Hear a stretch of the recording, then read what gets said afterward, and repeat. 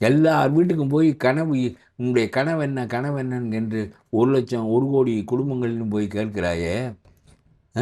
ஒவ்வொருவனும் கனவு சொல்லுவான். எதற்கு எலக்ட்ரிசிட்டிக்கு மாதம் எடுக்காமல் 2 மாதத்துக்கு ஒரு முறை எடுக்கிறாய்?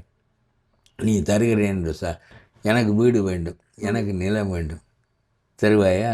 கனவு என்ன என்று கேட்டுவிட்டு போய் என்ன செய்ய போகிறாய் என்று கேட்கிறேன். எங்களை சுரண்டாமல் இருந்து அந்த கனவிலே எங்களுக்கு பெரும்பாலும் மிச்சம் என்று பல பேர் சொல்வார்கள்.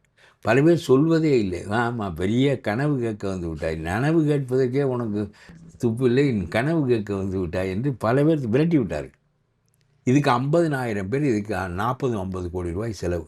50,000 பேர் வேலைக்கு வைத்து, மகளிர் சுய உதவி குழு வேலைக்கு வைத்து என்ன பணம் கொடுக்க வேண்டும் அல்லவா? அதுக்கு எவ்வளோ கோடி செலவு? என்ன கனவு கேட்குறாய் நீ? இந்த நாட்டில் எல்லாம் நடந்து முடிந்து விட்டதாக்கும்.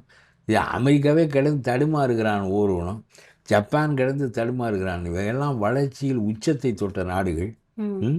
அதை விட்டு என்ன கனவு கேட்க போகிறார் அவர்? எல்லாம் பித்தலாட்டம்.